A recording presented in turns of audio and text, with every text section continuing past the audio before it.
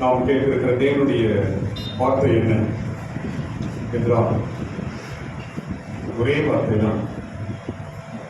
ஆண்டவர் எனக்கு கொடுக்கும் ஒரே வார்த்தை தான் என்னவென்றால், விசுவாசம் உள்ளவனாக இரு என்று ஒரு வார்த்தை இயேசப்பா சொல்றார்.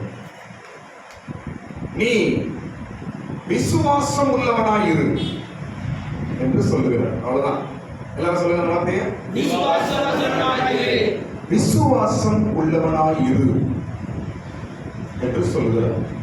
ஸ்தோத்திரம்.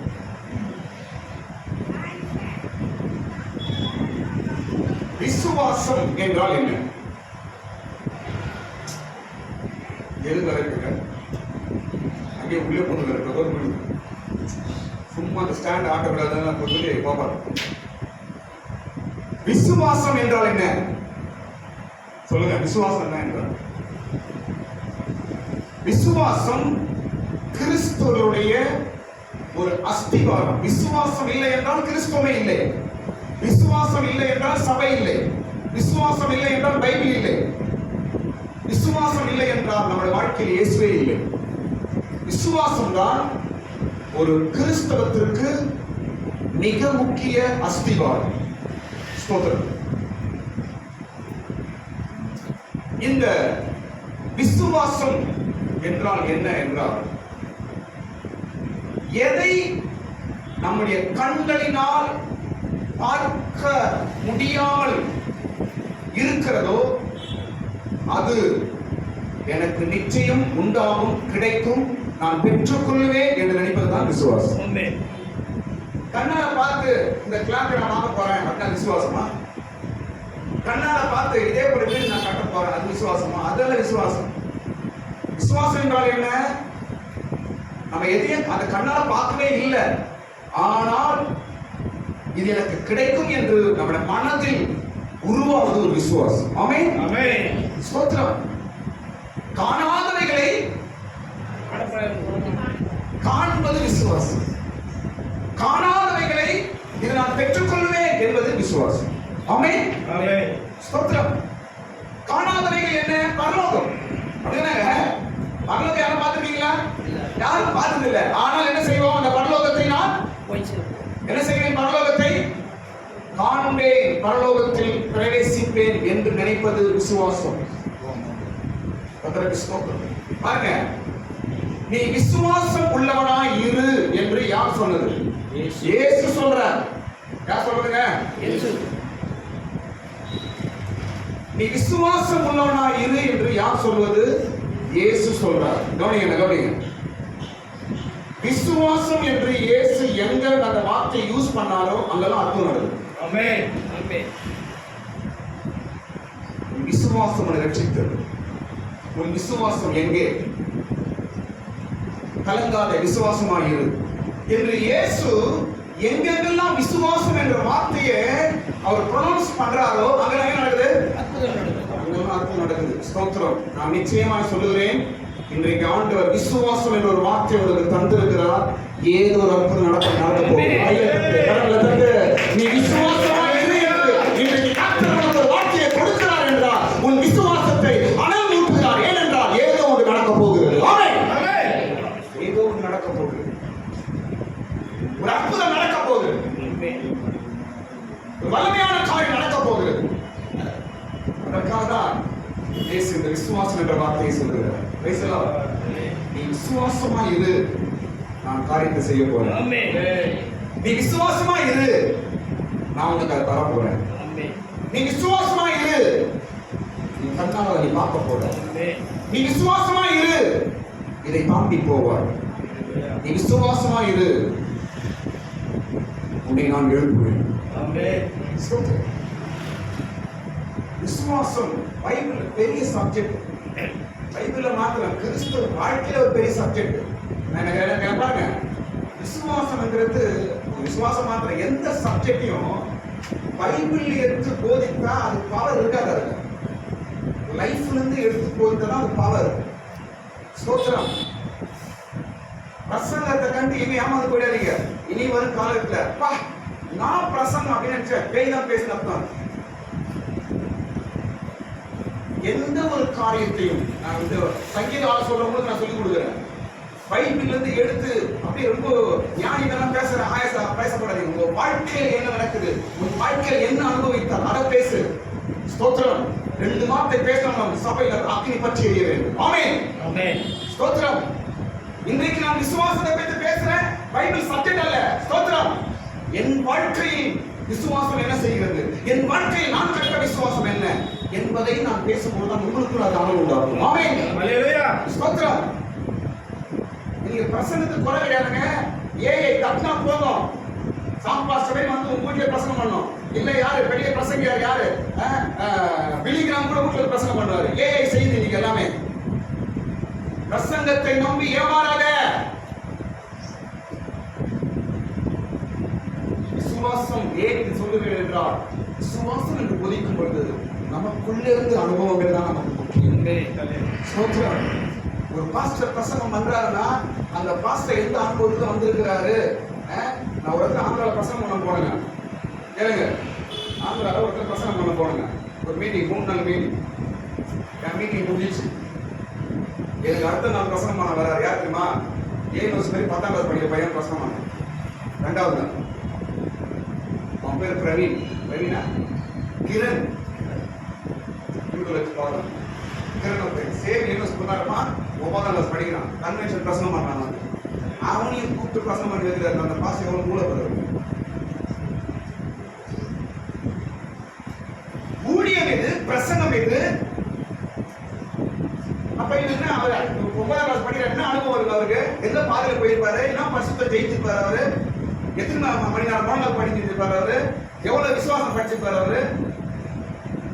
என்னங்க ஊழியம் என்பது அனுபவம். ஊழியக்காரன் என்றால் அவன் 2 முக்கிய தேர்வு இருக்கணும். அதான் ஊழியக்கார். ஊழியர் என்றால் பல நாட்கள் அவன் தூங்கி இருக்கிறார், சோதனை இருந்திருக்கிறார். அவன் ஊழியக்கார். ஊழியக்காரன் என்றால் அவன் வாழ்க்கையில அவமானத்தையும் நிந்தையும் சகித்து அவன் நிற்க வேண்டும் பாரு, அவன் தான் ஊழியக்கார். இதெல்லாம் ஏன் சொல்ல வர டாபிக் மாதிரி ஏன் சொல்ல வர என்றால், பிரசங்கம் என்பது பைபிள் இருந்து பேசுறதுல, அனுபவத்திலிருந்து பேசுவது. கையை தட்டுக்கலாம், கரங்களை தட்டுங்க. அதுதான் சபைகளை உயிர் உண்டாக்கும், சபைகளை நெருக்கம் உண்டாக்கும். அதற்கு ஸ்தோத்திரம். அப்போ விசுவாசம் என்று பார்க்கும் பொழுது கவனிங்க, விசுவாசம் என்று பார்க்கும் பொழுது முதல் விசுவாசம் நம்மளோட வாழ்க்கையில முதல் செய்த காரியம் என்ன? எல்லாம் விசுவாசம் தெரியும், எல்லாருக்கும் விசுவாசம் தெரியும். விசுவாசமா எல்லாம் தெரியுமே அப்படின்னு நீங்க சொல்லுவீங்க. ஓகே, உன் வாழ்க்கையில் விசுவாசம் செய்த முதல் காரியம், ஒரு கிறிஸ்தவனுடைய வாழ்க்கையில் விசுவாசம் செய்த முதல் காரியம் என்ன தெரியுமா? முதல் ஒரு மனிதன் வாழ்க்கையில விசுவாசம் செய்கிற காரியம் என்ன தெரியுமா? என் பாவங்கள் மன்னிக்கப்பட்டது என்று சொன்னாங்க. அதான் முதல் விசுவாசம். இயேசு என் பாவத்தை மன்னித்தார். முதல் விசுவாசம் நம்மை மீட் பண்ணி முதல் செய்த காரியம் என்ன என்றால், உன் பாவங்கள் மன்னிக்கப்பட்டது என்ற ஒரு மனதை கொடுத்திருப்பார். அதான் முதல் விசுவாசம். நாம் கவனிங்க, என் பாவங்கள் மன்னிக்கப்பட்டது என்று எதிர்ப்பு விசுவாசிகள் கை தூங்குவோம். கையை தூக்குங்க. பின்னாடி வந்துருவான். கரெக்ட், நீ கை தூக்கல பத்தியா அப்படின்னு கூடிய உட்காந்து கையை தூக்கு. என் பாவங்கள் மன்னிக்கப்பட்டது என்று விசுவாசிக்கிறீங்களா? சொல்லுங்க. பாருங்க, சொல்றாங்க, என் பாவங்கள் மன்னிக்கப்பட்டது என்ற ஒரு உறுதியை கொடுக்கிற என் விசுவாசம் இனி என் வாழ்க்கையிலே அநேக காரியங்களை ஏன் செய்யாமல் போகும், அதையும் செய்யும். கையை தட்டு. என் பாவங்களை மன்னித்த என் விசுவாசம் என் வாழ்க்கையில் கடைசி வரைக்கும் அற்புதங்களை ஏன் செய்யாமல் போகும், நிச்சயமாய் செய்யும். ஆமென், ஹல்லேலூயா. ஸ்தோத்திரம். விசுவாசம் ஒரு மனிதனுக்குள்ளே எப்படி வருது? விசுவாசம் ஒரு மனிதனுக்குள்ளே எப்படி என்று அவர் உள்ள வருது? எப்படி வருது? எப்படி விசுவாசம் முதல் நம்ம வாழ்க்கைக்குள்ளே எப்படி வருது என்றால், எப்படி வந்துச்சு விசுவாசம் உங்களுக்குள்ள? என்னைக்கு வந்துச்சு? எப்போ வந்துச்சு? இன்னைக்கு விசுவாசம் இருக்கிறோம், இன்னைக்கு விசுவாசம் இருக்கிறது. இது எப்படி எப்போ எனக்குள்ள வந்துச்சு என்றால், கவனிங்க, என்றைக்கு நீங்கள் இயேசுவின் சுவிசேஷத்தை காதுல கேட்டீங்களோ அன்னைக்கு உள்ள வந்துச்சு. கர்த்தராகிய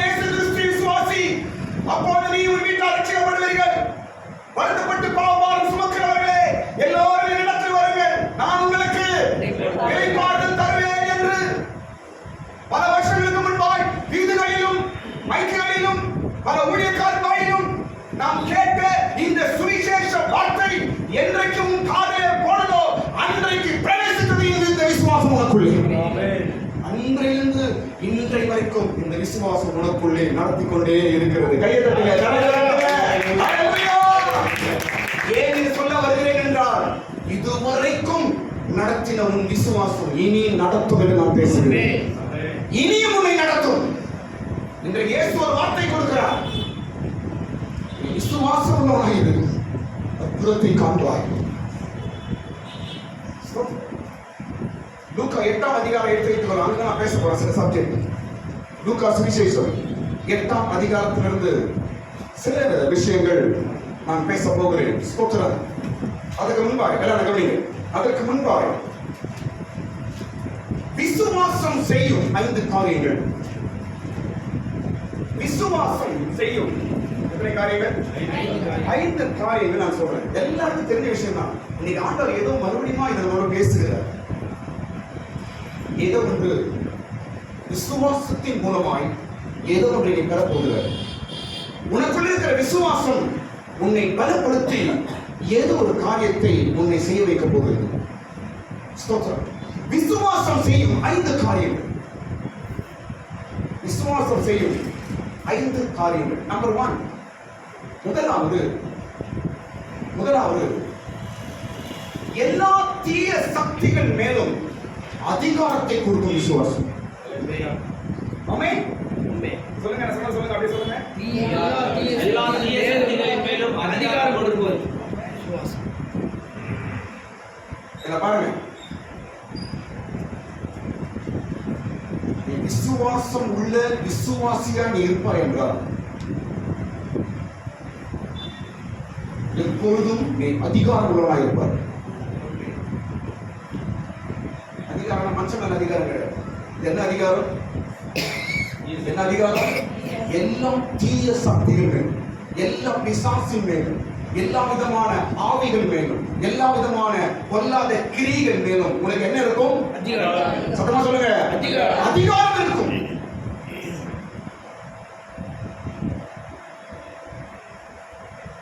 இயேசுவின் நாமத்தினால் அப்போ வாய் சொல்லணும்.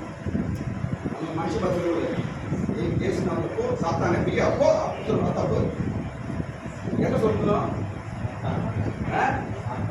உனக்கு பயம் காட்டுது, உனக்கு அவிசுவாசம் உண்டாகுது, உன் குடும்பத்தில் தாக்கம் உண்டாகுது, கெட்ட கனவு வருது, பயம் வருது, சில தீய பாவங்கள் உன்னை தொடர்ந்து என்றால் என்ன சொல்லணும்? இயேசுவின் நாமத்தினால அதிகாரம். யார் இவர்கள்? இப்படி சொல்லுறது யார்? இப்படி சொல்றது யாருங்க? விசுவாசம் உள்ளவர்கள். நான் சொல்ல பாருங்க, நீ சொல்லி பாருங்க, நிச்சயமாய் போங்க, நிச்சயமாய் போ. ஆவிகள் ஓடும். உன்னை பார்த்தல்ல, உனக்குள்ள இருக்கிற விசுவாசத்தை பாருங்க. விசுவாசம் செய்யும் 2வது காரியம். விசுவாசம் செய்யும் 2வது காரியம் நம்மை எழுந்திருக்க செய்யும். என்ன செய்யும்? எழுந்திருக்க செய்யும். நீ எங்க விழுந்தாயோ, எங்க உடைந்தாயோ, எங்க செத்து போயிருக்கிறதோ, எங்க ஒன்று இல்லாம இருக்கிறதோ அந்த இடத்தில் விசுவாசம் எழுந்திருக்க செய்யும். எழுந்திருக்க செய்யும். நான் விசுவாசத்தை நான் நம்புறேன். இனி வர நாட்களில் ஒரு விசுவாசம் உன்னை எழுப்ப போகிறது. உன்னை எழுந்து நிற்க செய்ய போகிறது. எந்த இடத்தில் நீ உடைந்து மடிந்து பலவீனப்பட்டு எந்த இடத்தில் ஆகாமல் தவித்துக் கொண்டிருக்கிறாயோ அதே இடத்தில் உன்னை எழுந்து நிற்க செய்ய போகிறது. 3வது விசுவாசம் செய்யும் காரியம், ஒரு சேதமும் வராமல் நம்மை பாதுகாக்கும். சொல்லுங்க. ஒரு சேதமும் வராமல் நம்மை பாதுகாக்கும். ஒரு சேதமும் வராமல் நம்மை பாதுகாக்கும் அப்படின்னு அர்த்தங்க. அப்படின்னா என்ன?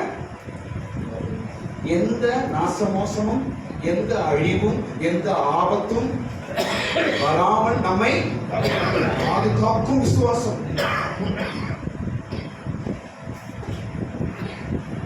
குடும்பத்தில் உன்னையும் எந்த சேதம் வராமல் விசுவாசம் பாதுகாக்கும். இதை எப்ப பார்க்கிறோம்? தானியேல் தேவனிடத்தில் விசுவாசமாக இருந்தால் சிங்கத்தினால் அவனுக்கு ஒரு சேதமும் வரவில்லை.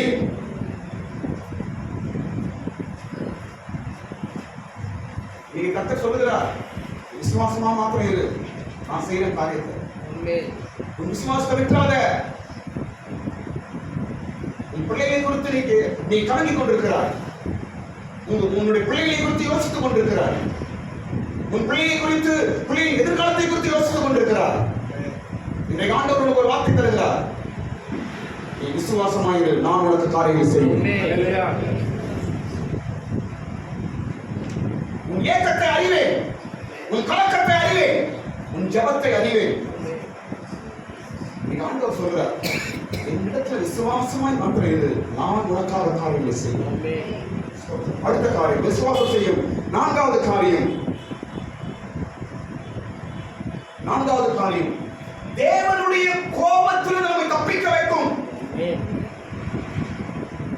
கடவுளுடைய கோபத்திலிருந்து யாரும் மிஸ் ஆக முடியாது. ஆனால் நீ விசுவாசம் உள்ளவனாய் இருப்பாய் என்றால், நீ விசுவாசம் உள்ளவனாய் இருப்பாய் என்றால் தேவனுடைய கோபத்துக்கு நீ தப்பிப்பாய். ஆமென்.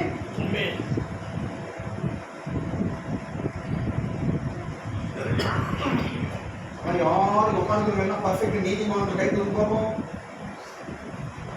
எல்லாம் உடைஞ்ச பாத்திரமோ சொட்ட உள்ள பாத்திரம் நம்ம எல்லாரும். ஆனால் தேவன் என் மீது கிருபையாக இருப்பார், என் தேவன் என் கூட இருப்பார் என்ற நம்பிக்கையில தான் இந்த ஓட்டத்தை ஓடிக்கொண்டிருக்கிறோம். ஆமென். நம்ம மேலே சில நேரத்தில் தேவ கோபம் இருக்கும்.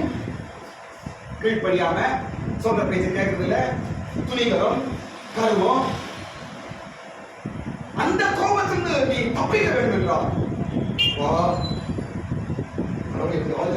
கைவிட மாட்டாரு, ஆண்டவர் என் பாவத்தை மன்னிப்பாரு என்ற ஒரு விசுவாசம் உனக்கு இருக்கும் என்றால் நீ தப்பிக்கப்படுவோம். இதை எங்க பார்க்கிறோம்? யோனாவின் காலத்துல பார்க்கிறோம். யோனாவின் காலத்துல எந்த பட்டணத்தை கடவுள் அழிக்க சொன்னாரு? எந்த பட்டணம்? நினிவே பட்டணத்தை ஆண்டவர் அழிக்க போகிறார் என்று சொல்லப்பட்டது. ஆனால் அதே பட்டண ஜனங்கள் கடவுளுடைய கோபத்தை தப்பித்தார்கள். ஏன்? விசுவாசம். விசுவாசமா என்ன பண்ணாங்க? ஜெபம் பண்ணாங்க, தண்ணி குடிக்கல, சாப்பிடல, ஆடு மாடு மிருகங்கள் எதுவுமே தண்ணி குடிக்க கூடாது, எல்லாரும் ஜெபிங்க, எல்லாரும் தாழ்த்துங்க என்று ராஜா சொன்னார். விசுவாசமா என்ன பண்ணாங்க? ஆண்டவர் கிட்ட ஜெபிச்சாங்க, வரும் கோபத்துக்கு தப்பித்தார்கள். இப்போ விசுவாசம் ரொம்ப முக்கியம். அடுத்த ஐந்தாவது காரியம், விசுவாசம் நம்மை பிழைக்க வைக்கும். விசுவாசம் நம்மை பிழைக்க வைக்கும், வாழ வைக்கும். விசுவாசத்தினால் நீதிமான் பிழைப்பான். சாவான் அல்ல, கெட்டு போவான் அல்ல, நலதரப்பட்டு போவான் அல்ல, ஒண்ணுமில்லாமல் போவான் அல்ல. விசுவாசத்தினால் நீதிமான், சத்தமா சொல்லுங்க, பிழைப்பான். நாமும் என் குடும்பம் பிழைப்போம், பிள்ளைகள் நாங்கள் பிழைப்போம், நாங்கள் வாழ்வோம், முன்னேறுவோம். சுத்தி இருக்கிற எல்லாமே நம்ம அழிக்கணும், நம்மை கெடுக்கணும் பாக்குது. ஸ்தோத்திரம். ஊடகங்களே கெடுக்க பார்க்கலாம், எல்லாமே நம்மை கெடுக்கணும் பார்க்கிறது. இன்றைக்கு எல்லாமே நம்மை சுத்தி பார்த்து கொண்டிருக்கிறது. ஆனாலும் இன்றைக்கும் நாம் பிழைக்கிறோம் என்றார் இயேசு மேலுகிற விசுவாசம். என் கண்ணுக்கு நான் இன்னும் நான் பிழைக்கிறேன் என்றார் என் விசுவாசம். என் துரோகிகளுக்கு மத்தியிலே நான் இன்றைக்கு உயிரோடு இருக்கிறேன் என்றார் என் விசுவாசம். பல சத்துருக்களுக்கு நான் நடுவில் நான் என் குடும்பம் இன்றைக்கு நாங்கள் பிழைக்கிறோம் என்றார் எங்கள் விசுவாசம். விசுவாசம் பிழைக்க. சரி, அடுத்த பகுதி போறோம். கவனி, விசுவாசம்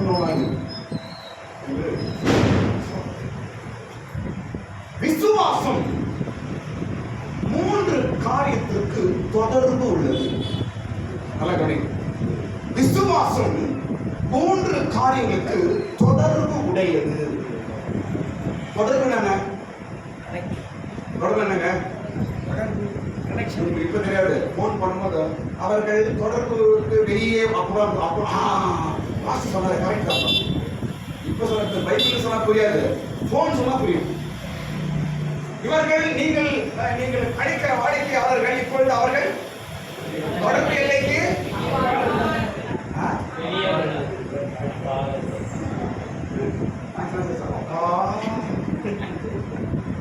நான் சொல்ல தொடர்பு சொல்லுங்க. தொடர்பு என்றால் என்ன? தொடர்பு இது இல்லைன்னா இது கிடையாது, இது இல்லைன்னா இது கிடையாது. தொடர்பு விசுவாசத்தோடு 3 காரியங்கள் தொடர்பு உடையது. முக்கியமான 3 காரியங்கள் என்னது? இது இருந்தாதான் நம்ம விசுவாசம் இருக்கும், இது இருந்தாதான் நம்ம விசுவாசம் காப்பாற்றப்படும், இது இருந்தாதான் நம்ம விசுவாசம் நிற்க முடியும் அப்படின்னு 3 காரியங்கள் இருக்குது. ஸ்தோத்திரம். நம்பர் 1, முதலாவது விசுவாசம் தேவ வல்லமையோடு தொடர்புடையது. சொல்லுங்க. எது? விசுவாசம். விசுவாசம் தேவ வல்லமையோடு தொடர்புடையது. எங்கெங்க விசுவாசம் இருக்கிறதோ அங்கெல்லாம் தேவ வல்லமை கச்சிருக்கும். ஆமென்.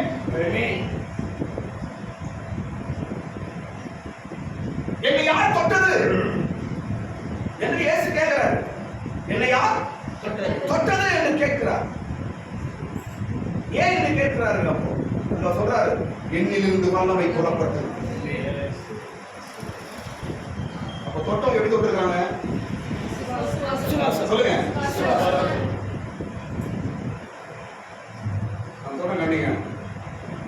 நீங்க விசுவாசமா கடல் மலை இருந்தாலே போதுங்க, கடவுளுடைய பெரிய வல்லமை சக்தி கூட இருக்கும். உன்னை பலப்படுத்தும், தீய சக்தியில் உன்னை விடுதலையாக்கும். விசுவாசமும் தேவ வல்லமையும் எப்போதும் தொடர்பில் இருக்கும். நீ விசுவாசமா ஜெபம் பண்ணி பாருங்க, தேவ வல்லமை உன் காரியங்களை செய்யும். நீ விசுவாசமா ஜெபம் பண்ணி பாருங்க, தேவ வல்லமை வியாதியை சுகமாக்கும். நீ விசுவாசமா ஜெபம் பண்ணி பாருங்க, தேவ வல்லமை உனக்கு ஒரு புதிய பலனை உண்டாகும். நீ விசுவாசமா ஜெபம் பண்ணி பாருங்க, தேவ வல்லமை உன்னுடைய எல்லா கதவுகளின் தாப்பாடுகளை உடைத்து திறந்திருக்கும், வழிகளை திறக்கும். விசுவாசத்திற்கும் தேவ வல்லமைக்கும் தொடர்பு உண்டு. விசுவாசம் சும்மா கிடையாது. ஒரு ஆளு விசுவாசமா கடவுள்கிட்ட விசுவாசமா இருக்கிறானா, நல்லா புரியுங்க. ஒரு ஆளு, ஒரு சிஸ்டர் கடவுள் மேல விசுவாசமா இருக்கிறாங்கன்னா அவங்க நல்லா கவனிச்சு பாருங்க, கடவுளுடைய பெரிய வல்லமை அவங்க கிட்ட இருக்கும். நிச்சயமா ஒருத்தரும் தொட முடியாது. விசுவாசமே இல்லாம இருக்கிறானா அவங்க டம்மி பீஸ் தான்.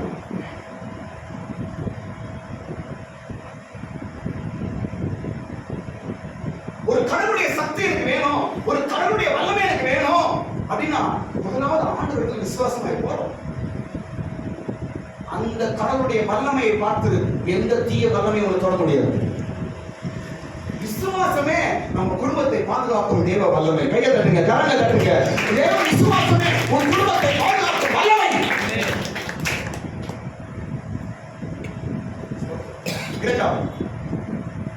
இரண்டாவது விசுவாசத்தோடு தொடர்புடைய இரண்டாவது காரியம் சொல்றாங்க. விசுவாசத்தோடு கனெக்ஷன் இருக்கிற கனெக்ஷன் யார் சொல்றா, இதுல இது கிடையாது. வல்லமை இல்லை என்றால் விசுவாசம் இல்லை, விசுவாசம் இல்லை என்றால் வல்லமை இல்லை என்பதை நான் உங்களுக்கு புரிய வைக்கிறேன். தொடர்பு எப்பவுமே டச்சில் இருக்கலாம். முதலாவது விசுவாசத்தோடு தொடர்புடைய முதல் எதை சொல்லுங்க? தேவ வல்லமை. விசுவாசம் தெரிவிக்கும் பொழுது விஞ்ஞானிகள் சுகமாகிறார்கள். விசுவாசத்தோடு நாம் சொல்லும் போது விசுவாசங்கள் ஓடுகிறது. இரண்டாவது பாருங்க, விசுவாசத்தோடு தொடர்புடைய இரண்டாவது காரியம் சமாதானம். சொல்லுங்க. சமாதானம் இல்லைன்னா விசுவாசம் கிடையாது. விசுவாசம் இல்லைன்னா சமாதானம் இல்லை. எப்பவுமே ஒன்றா இருக்கும்.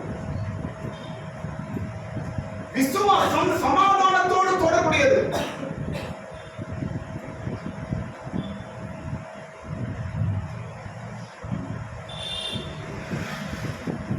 இயேசு சொன்னார், கவனிங்க, அந்த வஸ்திரத்தை தொட்ட இயேசு அவர் ஸ்திரியை பார்த்து இயேசு சொன்னார், உன் விசுவாசம் உன்னை ரட்சித்தது, நீ சமாதானத்தோடு போ.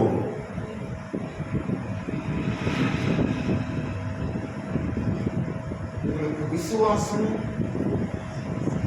இருக்கணும், எனக்கு விசுவாசம் காப்பாத்திக்கணும் அப்படின்னா சமாதானத்தை காப்பாத்து. ஊரெல்லாம் சண்டை, ஊரெல்லாம் வாய், ஊரெல்லாம் கோபம், ஊரெல்லாம் வாய் அடக்கிறது இல்லை. நான் விசுவாசம் விசுவாசம் இந்த விசுவாசி பேரு பேச்சு சரியில்லை, வாய் சரியில்லை. அதெல்லாம் விசுவாசம் வேலை செய்யாது, வேஸ்ட். வாயில சொல்லலாம். ஒரு தேவ வல்லமை என் இடத்துல இருக்காது. ஒரு கிறிஸ்தவன் என்றால் பாருங்க, ஒரு கிறிஸ்தவன் ஒரு கிறிஸ்தவன் என்றால் சாத்தானுக்கு பேய் பார்த்து பயப்படணும். ஏன்? உனக்குள்ள இருக்க வல்லமை, வல்லமை உனக்குள்ள இருக்க தேவ வல்லமை. ஸ்தோத்திரம். இதெல்லாம் ஒரு நாளில் பார்த்தது தான் நம்ம. அப்ப அந்த வல்லமை நாம் கற்றுக்கொள்ள வேண்டும், அந்த விசுவாசம் நாம் கற்றுக்கொள்ள வேண்டும் என்றால் சமாதானம் மிக முக்கியம். விசுவாசம் இல்லைன்னா சமாதானம் இல்லை, சமாதானம் இல்லைன்னா விசுவாசம் கிடையாது. அதனால் எந்த சூழ்நிலையிலும் மனுஷனுக்கு முன்பாகவும் தேவனுக்கு முன்பாகவும் எப்பொழுதும் நீங்கள் சமாதானம் உள்ளவர்களாய் இருக்கிறீர்கள் என்றால் நீங்கள் விசுவாசம் உள்ளவர்கள் என்று அர்த்தம். சமாதானத்தை ஒருத்தன் கெடுக்கிறான், சமாதானமே எனக்கு தேவை கிடையாது, நான் ஊரெல்லாம் சண்டை போட்டுப்பேன், ஊரெல்லாம் நான் மூஞ்சி வச்சுப்பேன், ஊரெல்லாம் நான் இருப்பேன்னா உங்ககிட்ட விசுவாசம் கிடையாது. நீ விசுவாசம் பேர் வச்சுக்காது, வேற பேர் வச்சு. விசுவாசமும் சமாதானமும் இணைந்தே தான் இருக்கும். குடும்பத்தில் கணவன் மனைவி பிள்ளைகள் சமாதானம் முதலாவது உன் வீட்டில் இருக்கும் பொழுதுதான் உன் வீட்டில் பலமான விசுவாசம் வேலை செய்யும். ஸ்தோத்திரம். சமாதானத்தை கெடுத்து அதுக்கப்புறம் நான் போய் நல்ல விசுவாசி ஜெபம் பண்றேன், ஒண்ணு வேலை செய்யாது. முதல் சமாதானத்துக்காக ஜெபி, அதுக்கப்புறம் விசுவாசம் பலமாக வேலை செய்யும். ஸ்தோத்திரம். மூன்றாவது காரியம் விசுவாசத்தோடு தொடர்புடைய மூன்றாவது காரியம். முதல் காரியம் தேவ வல்லமை, இரண்டாவது தேவ வல்லமை ஒன்று, இரண்டாவது தேவ சமாதானம், மூன்றாவது சொல்ற கவனிங்க, விசுவாசத்தோடு தொடர்புடைய மூன்றாவது என்னவென்றால் தேவ சபை. சொல்லுங்க, தேவ சபை. சத்தமா சொல்லுங்க, தேவ சபை. தேவ சபை. சபை இல்லை என்றால் விசுவாசம் கிடையாது, விசுவாசம் இல்லை என்றால் சபையும் கிடையாது.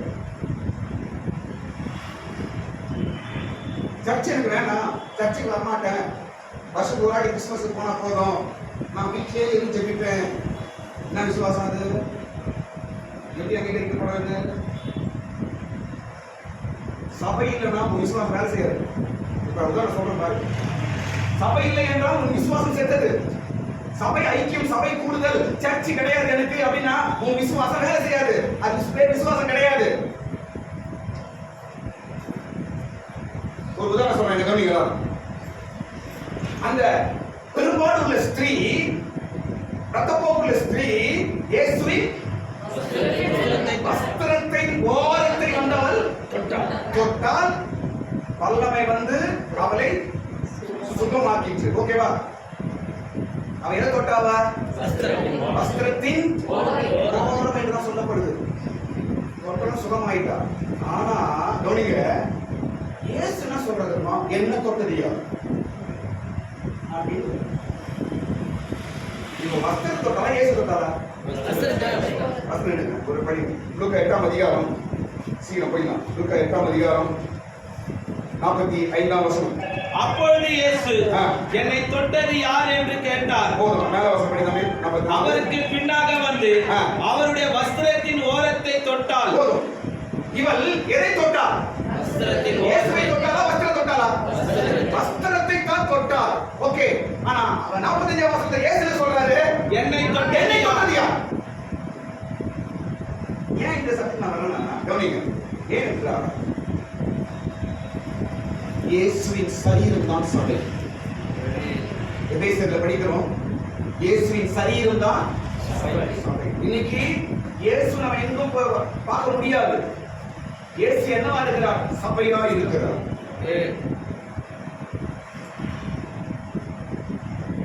ஓய்வு நாள் ஓய்வு நாள் என்று சொல்லுகிறோம். ஆனா இப்ப எது ஓய்வு நாள்? இயேசுதான் ஓய்வு நாள். இயேசுதான் சபை, சரீரம் தான் சபை. ஏதோ ஒரு சரீரம் நம்ம எல்லாம் கூடி வர இதான சரீரம். அப்போ கவனிங்க, சபை தொட வேண்டும் என்றால் அது வஸ்திரம். வஸ்திரம் என்றால் இங்கு நம்ம கூடி வர அனுபவம். ஆராதனை கூடி வரும், சபையை கூடி வருகிறோம் என்பதால் இயேசுவின் வஸ்திரத்தை நாம் தொடுகிறோம் என்று அர்த்தம். பாடல் பாடுகிறோம், இயேசுவின் வஸ்திரம். வர்ஷிப் பண்றோம், இயேசுவின் வஸ்திரம். ஆமென். எசேக்கியேல படிங்க, அவருடைய மேல் வஸ்திரத்தின் தொங்கல் வந்து தேவ ஆலயத்தை நிரப்பிற்று. இயேசுவோட வஸ்திரம் ஆலயத்தை நிரப்பதான். அப்படியே ஸ்தோத்திரம். பிரசங்கம் இயேசுவின் வஸ்திரம், ஆராதனை இயேசுவின் வஸ்திரம், பாடல்கள் இயேசுவின் வஸ்திரம், சாட்சி இயேசுவின் வஸ்திரம், சங்கீத ஆலோசனை இயேசுவின் வஸ்திரம். ஸ்தோத்திரம். இதெல்லாம் இயேசுவின் வஸ்திரமாய் ஆராதனைகளிலே என்ன செய்கிறது? உலாவிக் கொண்டிருக்கிறது. ஸ்தோத்திரம். அந்த வஸ்திரம் நம்ம தொடுது, நாம் அந்த வஸ்திரத்தை தொடுகிறோம். தேவ வல்லமை நம்மை நிரப்புகிறது. ஸ்தோத்திரம். அப்ப சபை விசுவாசம், சபை கூடுதல் உங்க விசுவாசத்துக்கு தொடர்புடையது. ஒரு ஞாயிற்றுக்கிழமை ஆராதனைக்கு நம்ம வீட்டுல உட்காந்து பாருங்க. இல்ல ஒரு மாசம் நீங்க சர்ச்சுக்கே வராம வீட்டுல இருந்து பாருங்க. உங்க வாயில என்ன வார்த்தை தெரியுமா? எல்லாம் தேவையில்லாத வார்த்தையும் அவிசுவாசமான வார்த்தையும் தான் வரும். ஏன் சபை இல்லை? இயேசுவின் வஸ்திரத்தை நான் தொடல. இன்னைக்கு வந்திருக்கிறேன் எதுக்கு? இயேசுவின் வஸ்திரத்தை தொட வந்திருக்கிறேன். ஆமென். ஆமென்.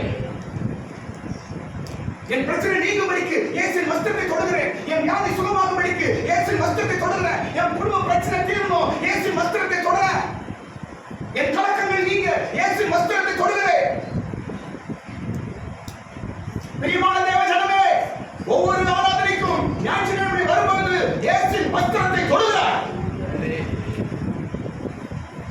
உன் பிடி நீங்கி நீ போகிறார், உன் பிரச்சனை நீங்கி நீ போகிறார். தேவ வல்லமை உன்னை தொடுகிறது, ஒரு விடுதலையோடு நீ போகிறார். ஆமென்.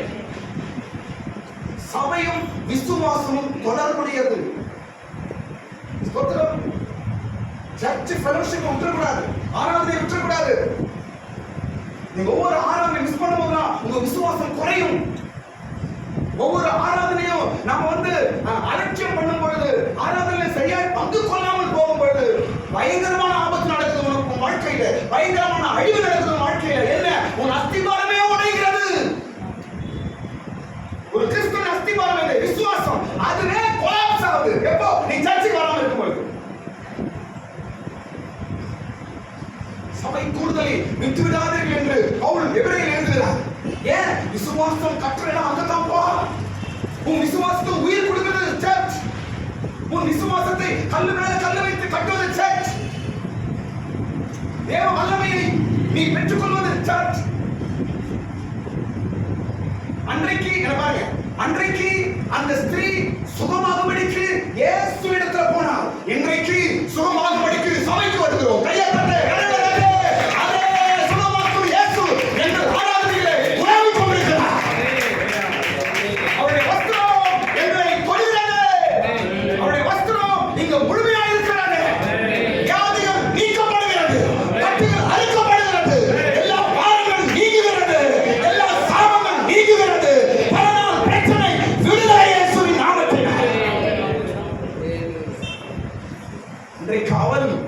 இயேசுவை தேடி வந்து தொட்டார்.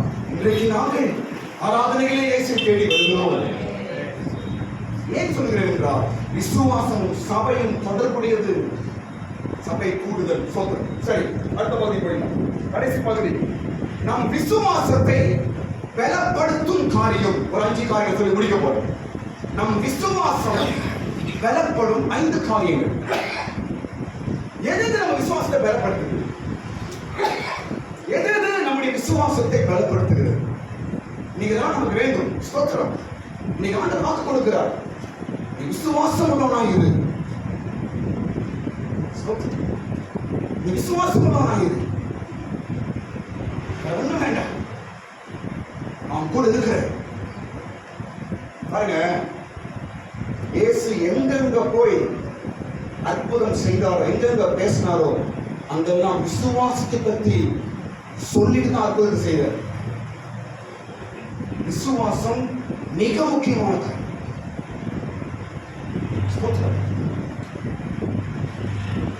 எப்படி நம்ம விசுவாசத்தை பலப்படுத்துவது, எப்படி நம்ம விசுவாசத்தை காத்துக்கொள்வது, எப்படி நம்ம விசுவாசத்தை இன்னும் உறுதிப்படுத்திக் கொள்வது. கடைசி நாட்களில் விசுவாசத்தை காப்பாங்க. கடைசி நாட்கள்ல எது குறைமா விசுவாசம் பார்க்கணும். புதிய காலம், அந்த காலம் என்ன பண்ணுவோம், ஜனங்க விசுவாசம் இல்லாத இருப்பாங்க, அன்பில்லாதவளா இருப்பாரு. ஸ்தோத்திரம். இப்ப நம்ம விசுவாசம் வெளியே பேசுறாங்க, சிரிப்போம், கிறிஸ்டிய சிரிப்போம்.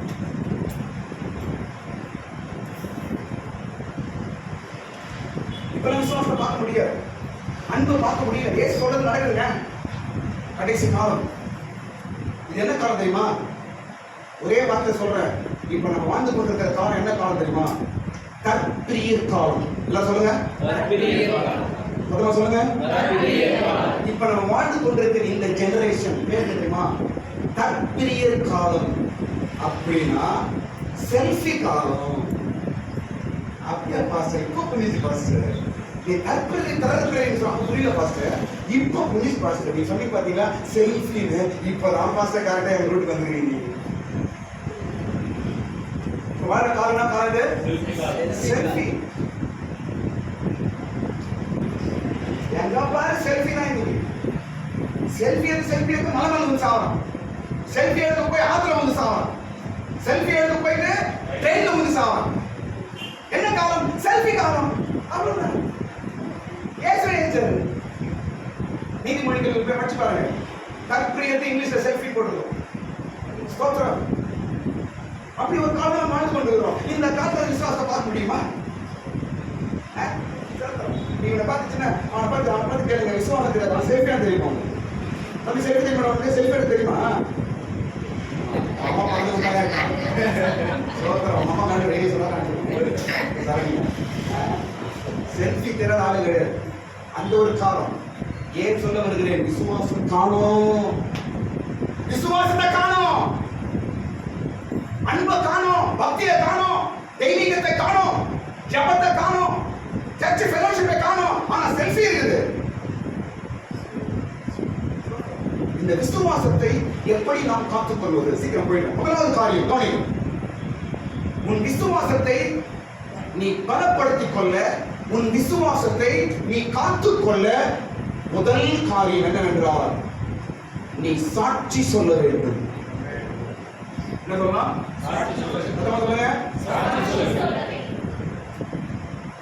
நம்முடைய சாட்சி நம்முடைய விசுவாசத்தை பலப்படுத்தும். ஆமென். நம்முடைய சாட்சி மற்றொரு விசுவாசத்தை பலப்படுத்தும்.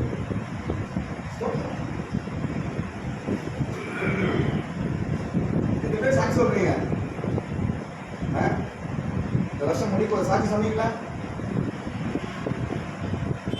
பாருங்க, நீங்க சொல்ற சாட்சி முதலாவது முன் விசுவாசத்தை பலப்படுத்தும். அதை மாத்திரக்கூடாது. நான் சொன்னா யாராவது பேர் சொல்றாங்க சொல்லிக்கிட்டோம். சாட்சி என்பது சம்பிரதாயம் கிடையாது. சர்ச்சுனா நான் சாட்சி சொல்லணும் அப்படி எழுதி பைபிள் எழுதிட்டாங்க. ரூல்ஸ்னா கிடையாது. நீங்க ஸ்பிரிட் தான். ஏசப்பா ரூல்ஸ் நம்ம போடல, இன்னும் அவர் இரக்கம் தான். நீங்க ஆவியின் நடத்திப்பு தான் சபையில் தவிர ரூல்ஸ் கூட சபையில். ஸ்தோத்திரம். சாட்சி, நம்ம சாட்சி சபையில சொல்ல வேண்டும். No excuse. நீ சாட்சி சொன்னா விசுவாசம் பலமா இருக்கும். நீ விசுவாசியா இப்ப அவ்வளவுதான். நீ எவ்வளவு அளவுக்கு சாட்சி சொல்றதுக்கு நீ தவிர்க்கிறாயோ சாட்சி சொல்லாம போறியோ, நாளுக்கு நாள் உன் விசுவாசம் குறைந்து கொண்டே போகும். நான் சொல்றேன், உதாரணத்துக்கு பார்க்க பாருங்க.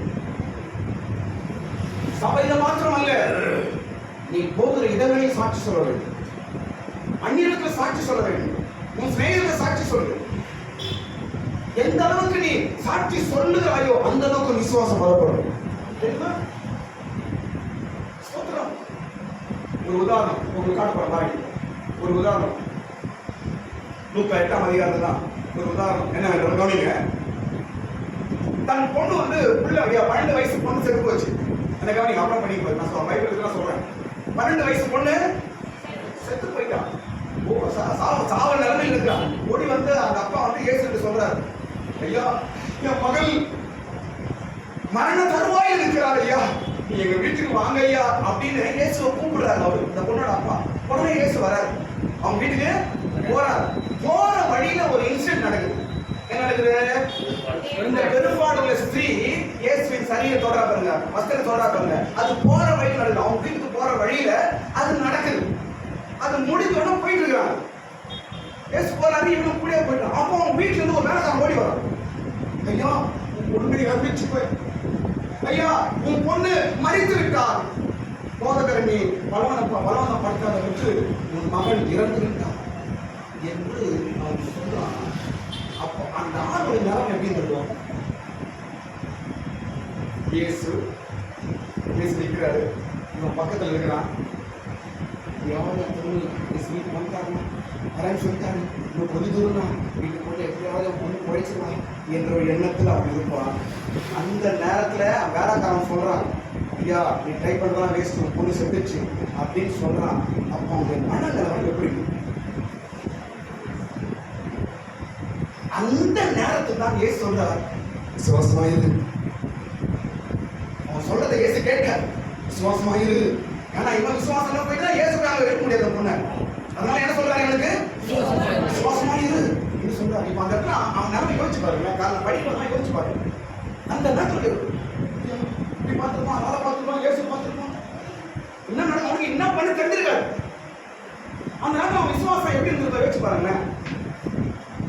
போதகர பலவந்தம் பண்ணாத பொண்ணு செத்து போச்சு. அவசரம் 8ஆம் அதிகாரம் வசனம் பாருங்க. 49 படிக்கலாம். 49 படிக்கலாம். அவர் இப்படி பேசிக் கொண்டிருக்கையில் ஜெபாலயத்தினுடைய வீட்டிலிருந்து ஒருவன் வந்து அவனை நோக்கி, உம்முடைய குமாரத்தை மறுத்தி மறித்து விட்டால் போதகரை வருத்தப்படுத்த வேண்டாம் என்று. பலவந்தம் பண்ணாத, அவர் இனிமே நம்ம வீட்டுக்கு வர தேவையில்லை, அவர் பலவந்தம் பண்ணாத, உன் பொண்ணு மறித்து விட்டால் என்று அவன் சொல்றான். இது வரைக்கும் எப்படியாவது இயேசு கூட்டு போன சொல்லி அவன் ரொம்ப பிரயாசப்பட்டான். இயேசு மரணம் சொல்லிட்டார், பாதி தூரம் வந்துட்டார். கொஞ்ச தூரம் வீட்டுக்கு போனோம், என் பொண்ணு பயிற்சிருவா. பாதி தூரம் முக்கால் பாகம் வந்துட்டான்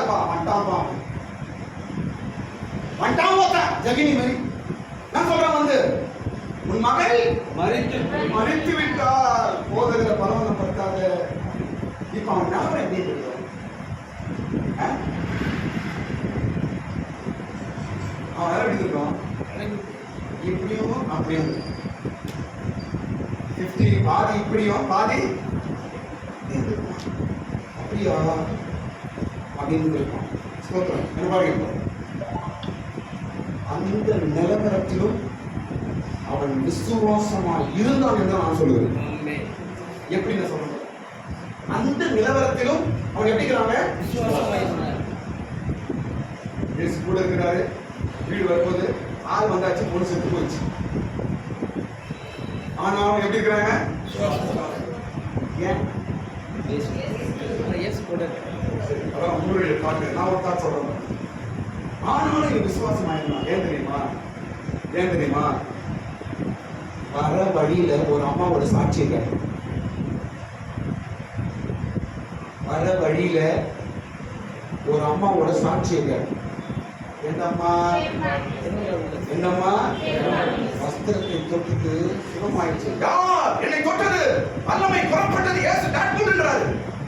உடனே அம்மா வந்துட்டு என்ன சொல்றது? மறைஞ்சிருக்காம வந்து என்ன சொல்றது? அம்மா சூழ்நிலை இப்படி, நான் வந்தேன், வஸ்திரத்தை தொட்டேன், நான் சுகமாயிட்டேன் என்று நடு ரோட்ல சாட்சி சொல்லிச்சு அந்த அம்மா. அந்த சாட்சி இவர் கேட்டாரு.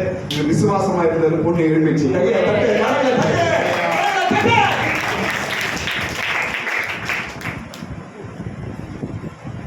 வழியில அந்த ஸ்திரீயோட சாட்சி இவனுடைய விசுவாசத்தை நிறுத்துது. இவனுடைய கலக்க நேரத்தில் இவனை நிறுத்துறது அந்த ஸ்திரீயோட சாட்சி. இன்னொரு சொல்ல பாருங்க, இவனுடைய மகள் உயிரோட எழும்ப பலமான விசுவாசம் உண்டாக அந்த ஸ்திரீயின் சாட்சி. ஆமென். அந்த அம்மா சாட்சி சொல்றேன் கையில பாரு, இவன் காதுல கேட்டான், கண்ணாலே பார்த்துட்டான். இப்ப ஆள் வந்து சொன்னா கூட உன் பொண்ணு செத்துச்சுப்பான்னு சொன்னா கூட இல்ல இல்ல நான் கேட்டான். அம்மா பேசி போட்டு சாட்சி நான் கேட்டேன். அம்மா சுகம் பெற்றுச்சு, என் பொண்ணு சுகம் கிடைக்கும் இல்ல இல்ல என்று அவன் பலமான விசுவாசத்தை அங்க கிடைச்சிருக்கோம். ஆமென். ஹல்லேலூயா. நான் ஏன் இதை சொல்ல வருகிறேன் என்றால், கவனிங்க, ஏன் இதை சொல்ல வருகிறேன் என்றால், நீ சபையில எழும்பி நின்று இல்லை என்றால் யாரிடத்திலாவது நீங்க போய் சொல்லுகிற சாட்சி ஒருவனை உயிரோடு நிறுத்தும். அந்த சாட்சிக்கு வல்லமை உண்டு. ஆமென். அந்த சாட்சிக்கு வல்லமை உண்டு. உங்க சாட்சியை நீங்க அற்பமா நினைச்சிடாதீங்க. உங்க சாட்சியை நீங்க அலட்சியமா நினைச்சிடாதீங்க. ஸ்தோத்திரம்.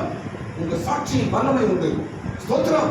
சாட்சி சொல்லணும், சபையில சொல்லணும், உங்க சிநேகிதர் சொல்லணும், யாரை பார்த்தாலும் உங்களுடைய வாழ்க்கை அனுபவத்தை, இயேசு செய்த காரியத்தை சாட்சியா நீங்க சொல்லுங்க.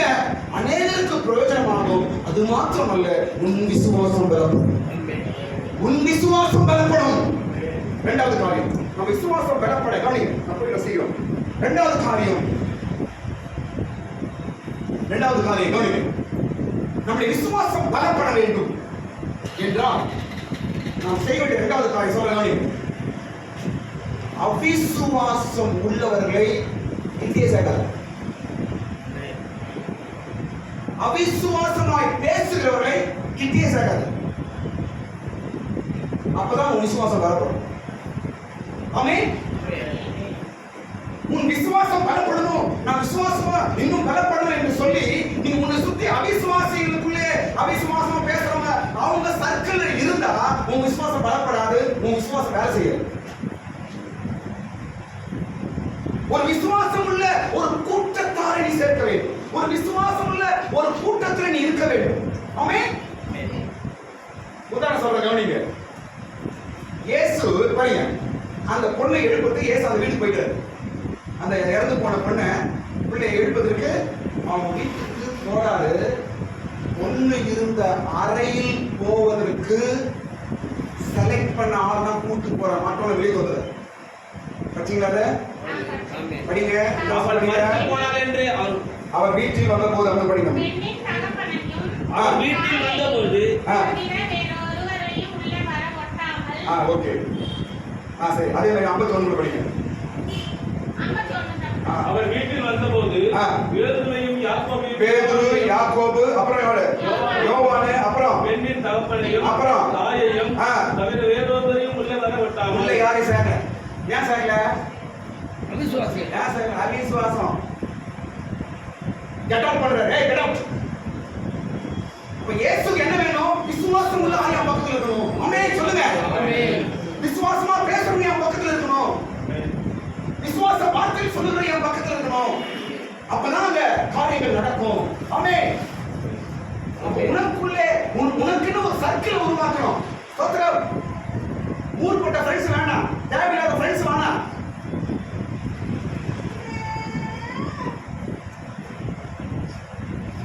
விசுவாசிகள் ஃபர்ஸ்ட் ஃப்ரெண்ட்ஷிப் இருக்கக்கூடாது. ஃப்ரெண்ட்ஷிப் அல்ல, ஃபெலோஷிப் தான் வேணும். ஆமென். ஆமென். அப்ப உங்களுக்கு என்று ஒரு சர்க்கிளை உருவாக்க. என்ன சர்க்கிள்? விசுவாசம் உள்ளவர்கள் அங்கே சுற்றி இருக்க வேண்டும். ஆமென். ஆமென். வேலைக்கு போறியா, அங்க ஒரு விசுவாச சர்க்கிள் ஏற்படும். வீட்டில் இருக்கியா, ஒரு விசுவாச சர்க்கிள் ஏற்படும். சொசைட்டில ஒரு விசுவாசம் உள்ளவர்களை பார்த்து 4 பேர் செலக்ட் பண்ணி அவங்க கூட இது. தேவையில்லாத கூட்டத்துல சேர்ந்து தேவையில்லாத போய் பெருமை பேசுறவன், அகங்காரம் பேசுறவன், ஊர் கதையை பேசுறவன், உலக கதையை பேசுறவன், அநியாயம் பண்றவன், இவர்கள் மத்தியில் நீ சேர்ந்து இருப்பாய் என்றால் உன் விசுவாசம் ஒருபோதும் உயிரடையாது. அந்த பிள்ளைய உயிரோடு எழுப்பத்துக்கு இயேசு பண்றாரு பாருங்க. 4 பேரை உள்ள கூட்டு போறாரு. இதெல்லாம் வெளிப்போ தைரியமா சொல்லு. உன் விசுவாசம் பலப்பட வேண்டும். ஸ்தோத்திரம். அது மாத்திரமல்ல, சிஸ்டர் படிச்சாங்க பாருங்க, மற்றவரை வெளியே அனுப்பி அப்படின்னு பாருங்க. 54 வசனம். எல்லாரையும் அவர் 54 வசனம். எல்லாரையும் அவர் வெளியே போக பண்ணி. ஆமென். என்ன பண்றாரு இப்போ? வெளியே போக பண்ணி. யாரை? அவிசுவாசமாயிருக்கும். அவருக்கு தெரியும் யாரார வெளியே தட்டணும், யாரார உள்ள கூட்டணும், யாரார சேர்க்கணும், யாரார ரிஜெக்ட் பண்ணணும். இயேசுக்கு தெரியுது, உனக்கு தெரியல. நீ யாரை ரிஜெக்ட் பண்ண தெரியல உனக்கு. நான் சொல்றேன் கவனிங்க, பாருங்க. நீங்க ஒருவேளை அவங்க ரிஜெக்ட் பண்ணனா கர்த்தர் அவங்க வச்சு உங்களை ரிஜெக்ட் பண்றாரு. அப்ப நீங்க ரொம்ப ஃபீல் ஆயிடுவீங்க. எல்லாம் ஒண்ணுதான், எல்லாம் ஒண்ணுதான். ஐயோ நீங்க ரொம்ப நெருங்கில ஐயோ இது விட முடியாது அப்படின்னு கடவுள் பேசி கேட்டு அவங்க தூரம் வராம வச்சுக்க, ஒரு நாள் அவமானப்பட்டு அவங்கள்ட்ட வெளியே வர முடியாது. காரணம் உன் விசுவாசத்துக்காக தேவன் செய்யும் காரியம். ஆமென். விசுவாசம் பலப்பட வேண்டும் என்றால் நமக்கென்று ஒரு சிறு கூட்டத்தை நீங்கள் விசுவாசம் உள்ளவர்களை நீங்கள் ஏற்படுத்திக் கொள்ள வேண்டும். மூன்றாவது காரியம் நம்ம விசுவாசம் பலப்படும்படிக்கு மூன்றாவது காரியம் சொல்லுங்க நீங்க. மூன்றாவது காரியம் நம்ம விசுவாசம் பலப்படணும். அப்படிமா ஆண்டவர் பேசுகிறார், வரும் நாட்களில் ஏதோ ஒரு பெரிய காரியத்தை கர்த்தர் செய்ய போகிறார். உன் விசுவாசத்தை கர்த்தர் பலப்படுத்திக் கொண்டிருக்கிறார். உன் விசுவாசத்தை கர்த்தர் எதிர்பார்த்துக் கொண்டிருக்கிறார். ஸ்தோத்திரம். மூன்றாவது காரியம் நம்ம விசுவாசம் பலப்படும்படிக்கு நமக்கு தேவையான மூன்றாவது காரியம், வாழ்க்கையில அழக்கூடாது. வாழ்க்கையில சொல்லுங்க, அழக்கூடாது. எப்ப அழணும்? எப்ப அழணுங்க? தேவ சமூகத்தில் ஜெபம் பண்ணும்போது, தேவ சமூகத்தில் ஆண்டவருடைய அன்பு நினைத்து ஏசப்பா நினைச்சு அழலாம், அது அழணும். ஆனால் மற்றபடி வாழ்க்கையில தேவையில்லாம நீங்க அழுகுறீங்கன்னா நீங்க விசுவாசம் இல்லாதவங்க அர்த்தம். சும்மாவே அழுகுறாங்க, எங்கதான் அவருடைய கண்ணீர். எல்லாத்துக்கும் ஒரு அழுகா ஆயிடுச்சுன்னா அவங்களுக்கு விசுவாசம் இல்லைன்னா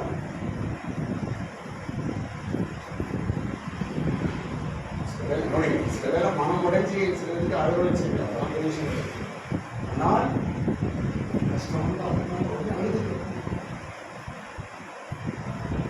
பைபிள பாருங்க, இயேசு அந்த பொண்ணை எழுப்பதற்கு முன்னாடி அழுவுற வாயெல்லாம் அடைகிறார், அழாத அங்க இருக்கிறார். அதுக்கப்புறம் தான் பொண்ணு எழுதுறது. அழுகிறவர்களையும் 52 வசனம், எல்லாரும் அழுது அவளை குறித்து துக்கம் கொண்டாடுவதை கண்டு அழாதீர்கள். போதும். அற்புதம் செய்வதற்கு முன்பாக இயேசு என்ன சொல்றாங்க?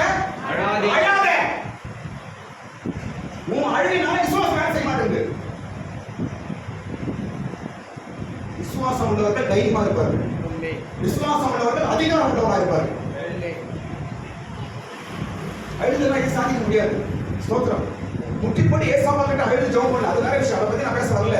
ஆனா தேவையில்லாம ஒரு பிரச்சனைக்கு அது இருக்கு எல்லாத்தையும் அழுது ஒப்பாரி வைக்கிறது, மற்றவங்க போய் அழுது சொல்றது, இந்த டிராமா நிறுத்து. ஒரு குழந்தை கிடையாது. ஸ்தோத்திரம். அழுகையை நிறுத்தி விசுவாசத்தை பலப்படுத்து. அழுகையை நிறுத்தி உன் விசுவாசத்தை கட்டு. அழுகை அவிசுவாசத்தை காட்டுகிறது. அழுகை விசுவாச குறைவை காட்டுகிறது. ஒரு பக்கம் அழுது ஒப்பாரி வச்சுக்கிறாங்க, அங்க போய் இயேசு போயிட்டு மகளே எழுந்து அப்படி சொல்ல முடியுமா? விசுவாசம் வேலை செய்யாது, விசுவாசம் அவங்க கிரியை செய்யாது என்பதற்காக முன்னாடியே அவங்க என்ன பண்றாரு? இயேசுங்க அழுகிறவங்க என்ன சொல்றாரு? அவரு அழுகையை நிறுத்துங்கன்றாரு. இதுவரைக்கும் எந்தெந்த காரியத்தில் நீங்க அழுதாயோ இனி அழுகையை நிறுத்து, கர்த்தர் காரியங்களை செய்வாராக. அழுகையை நிறுத்து, கர்த்தர் விசுவாசத்தை கனப்படுத்த போறார். பலமான விசுவாசம் கர்த்தர் நமக்கு தருவாராக. அல்லேலூயா. நான்காவது காரியம் நம்முடைய விசுவாசம் பலப்படும்படிக்கு நாம் செய்ய வேண்டிய நான்காவது காரியம் சொல்ல பாருங்க, விசுவாச வார்த்தைகளை பேச வேண்டும். வசனத்தை இயேசு சொல்றாரு பாருங்க. நம்ம என்ன சொல்றாரு? 52 வசனம் படிங்க. அவள் மரித்து போகவில்லை, நித்திரையாய் இருக்கிறாள் என்றார். ஆமென். என்ன வார்த்தை இது? விசுவாச வார்த்தை. நம்ம என்ன ஆச்சு? பொண்ணு என்ன ஆச்சு? மரித்து போச்சு. ஆனா இயேசு என்ன சொல்றாரு? நித்திரையாய் இருக்கிறாள். சாகல. என்ன சொல்றாரு இயேசு? சாகவில்லை. விசுவாச வார்த்தை. எல்லா காரணம் கேட்கிற மாதிரி விசுவாச வார்த்தை பேசுறாரு இயேசு. ஸ்தோத்திரம். நீ விசுவாசம் உள்ளவனா இரு என்று நீ கர்த்தர் பேசுகிறார். கர்த்தர் பெரிய காரியங்களை செய்வாராக. இனி நீங்க விசுவாச வார்த்தையை பேசுங்க. இல்ல கர்த்தர் செய்வார், இல்ல தேவன் செய்வார், இல்ல கர்த்தர் என்னோடு கூட இருக்கிறார். இப்படி பேசுற வார்த்தையில ஸ்தோத்திரம். என் ஜெபம் கேட்கப்படும். என் ஜெபத்தை கர்த்தர் கேட்பாரு. என் விசுவாசம் கர்த்தர் பார்க்கிறாரு என்று நாம் சொல்லணும். விசுவாச வார்த்தையை சொல்ல வேண்டும், அறிக்கை செய்ய வேண்டும். விசுவாசம் எப்படி உறுதிப்படுது? அறிக்கை நான் உறுதிப்படுகிறது. ஸ்தோத்திரம்.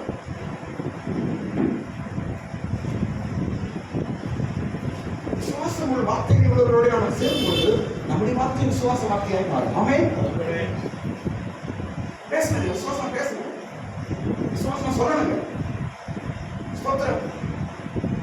விசுவாச வார்த்தை நாம் பேசும்போது நம்ம விசுவாசம் பலப்படும். ஸ்தோத்திரம். கடைசி காரியம், ஐந்தாவது காரியம். கவனிங்க. ஐந்தாவது காரியம், உன் விசுவாசத்தை பார்த்து மற்றவர்கள் நகைப்பார்கள், ஆனாலும் அதை நீ பொருட்படுத்தக்கூடாது. உன் விசுவாசத்தை பார்த்து மற்றவர்கள் நகைப்பார்கள், ஆனாலும் அதை நீ சொல்லுங்க அதை மதிக்கவே கூடாது, பொருட்படுத்தவே கூடாது. அப்பொழுது உன் விசுவாசம் பலப்படும்.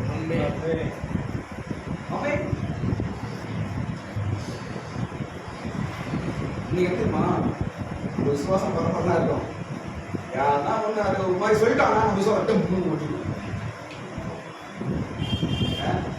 யாராவது அதை சொல்லி சிரிச்சிட்டாங்கன்னா என்ன ஆயிடும்? நமக்கு அது இருக்கிற ஒரு பலன் நமக்கு அப்படியே போயிடும்.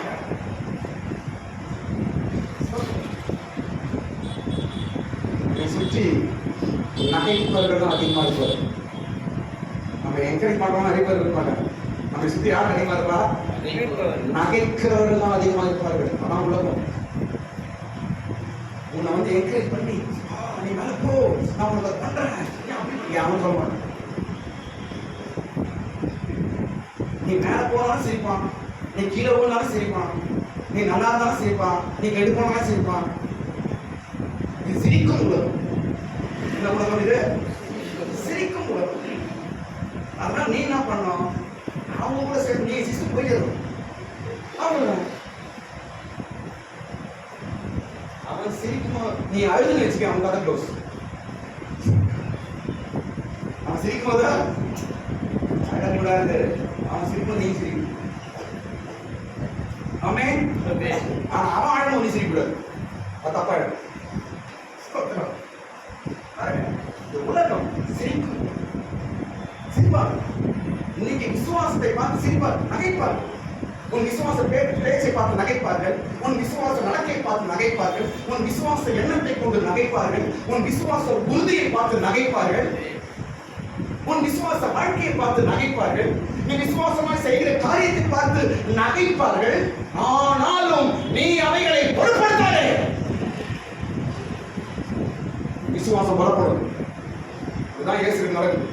பாருங்க, 53 வசனம் படி பார்ப்போம். அவள் மரித்து போனாள் என்று அவர்கள் அறிந்ததினால் அவரை பார்த்து நகைத்தார்கள். யாரை பார்த்து? இயேசுவை பார்த்து. இயேசுவை பார்த்து சிரிச்சவங்க உன்னை விட்டுருவாங்க? இயேசுவை பார்த்தே சிரிச்சவங்க அவங்க உன்னை சும்மா விட்டுருவாங்க? உன்னை கைத்தட்டி சிரிப்பாங்க. நம்மளை பார்த்து என்ன பண்ணுவாங்க? கைத்தட்டி சிரிப்பாங்க.